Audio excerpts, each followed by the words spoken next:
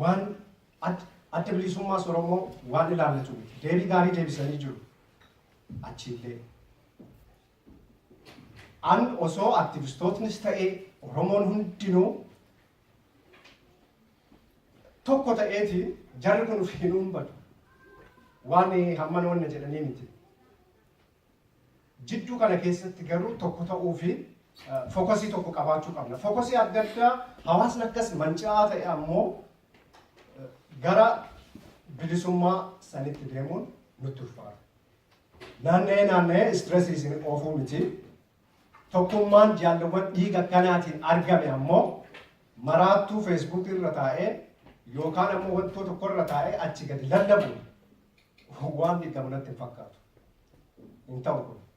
Uummatni Oromoo ammoo dhuguma. Kaleessarra bara dheengaddaarra barana fooyya'aa deemaa jira. Waggaa 10 irra waggaan progressiiniin qabsoon uummata Oromoo argisiisaa jiru ammoo itti dabalaa jira. Dhaabaa miti. Uummata Oromoo ajjeesanii biyya keessa tisheertiidhaan akka fedhan jiraachuu qeerroon Oromoo biyya keessaa iyyuu hin dhiiftu. Diinnis kana hubatee jira. Yaanni kiyya kana guyyaan eblaa seenaan isaa kanuma. Kanaaf guyyaa har'aa yeroo kabajinee callaa osoo hin taane sammuu keenyas ilaalcha keenyas uf qulqulleessuu qabna.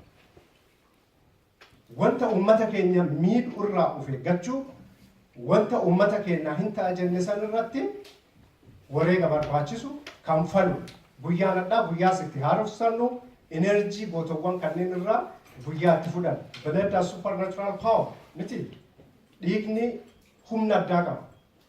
Dhiiga biyya keessatti dhangala'u diasporaas jiru raasuu danda'a. Dhiigni jaalawwan kunniin achitti waliin dhuman ammoo tokkummaa Oromoo isatu cimsa.